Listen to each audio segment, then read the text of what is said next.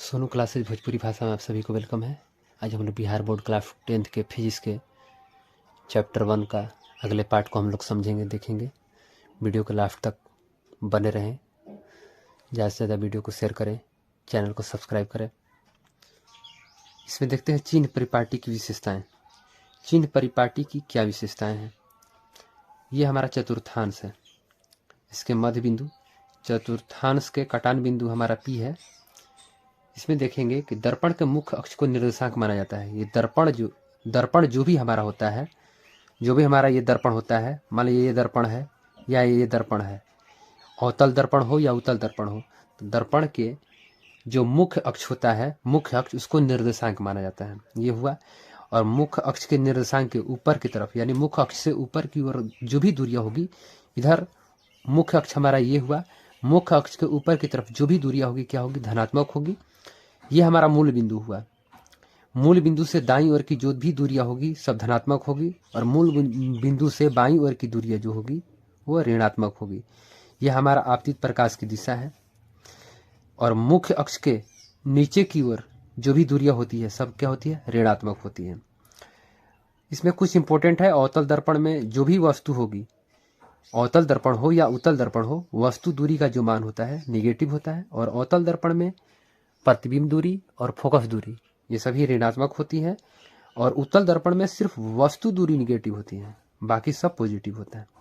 उम्मीद होगी यहाँ तक की बात आप लोगों को समझ में आ गई होगी। अब देखेंगे अगला, अवतल दर्पण में प्रमाणित करें कि F बराबर R/2 या R बराबर 2F। ये इंपॉर्टेंट क्वेश्चन होगा, ये क्वेश्चन पूछता भी है। देखिए ये हमारा अवतल दर्पण है, ये हमारा मुख्य अक्ष है। मुख्य अक्ष के समानांतर ये हमारा आपतित किरण है जो दर्पण से टकराने के बाद मुख्य फोकस होकर गुजरती है। और यहाँ वक्रता केंद्र से बी बिंदु को हमने क्या किया? मिला दिया। और ये हमारा Mn जो है हमारा एक अवतल दर्पण है। तो जो हमने फिगर बनाया उसी चीज को हम यहाँ पर लिखेंगे। माना Mn एक अवतल दर्पण है जिसमें ध्रुव P, फोकस F तथा वक्रता केंद्र C है। मुख्य अक्ष PC के समांतर AB आपतित किरण है जो परिवर्तन के बाद मुख्य फोकस से होकर गुजरती है। और B से C को मिलाया, B से C को हमने मिला दिया। अब चलेंगे परावर्तन के नियम से। तो परावर्तन का नियम कहता है कोण I बराबर कोण R, यानी आपतन कोण बराबर परावर्तन कोण।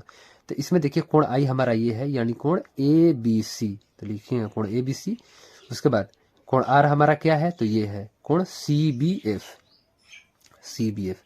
और उसके बाद देखिए ये हमारा परावर्तन के नियम से ये बराबर हो गया। अब देखते हैं एकांतर कोण से, यानी यहाँ से ABC, यानी कोण ABC, ये कोण और ये कोण एकांतर कोण से बराबर हो जाएगा। कोण ABC और कोण BCF ये हमारा एकांतर कोण से भी बराबर हो गया। अब समीकरण 1 और 2 से चलेंगे तो ये हमारा कोण ABC कैंसिल हो गया। बचा क्या? कोण CBF और कोण BCF, ये हमारा उतर गया।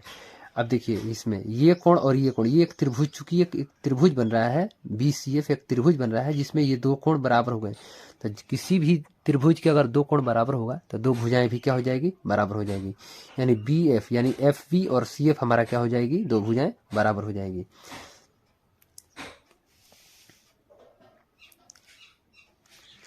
तो यही बात हमने लिखा CF बराबर BF समीकरण 3 से, चूंकि ये त्रिभुज क्या था? समद्विबाहु त्रिभुज था। अब क्या करेंगे? माना बिंदु B जो है P के काफी निकट है।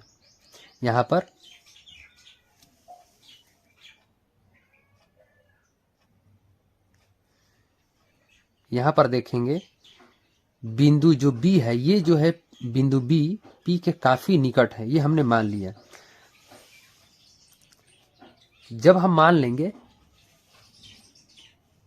तो यहाँ पर लिखेंगे हम, जब बिंदु B जो है P के काफी निकट है, इसलिए BF बराबर PF हो जाएगा। ये हमारा इक्वेशन 4 हो गया। अब समीकरण 3 और 4 से देखेंगे कि CF जो होगा PF का बराबर हो जाएगा, क्योंकि 3 और 4 में ये हमारा BF और BF दोनों कैंसिल हो गया, तो CF बराबर PF बच गया।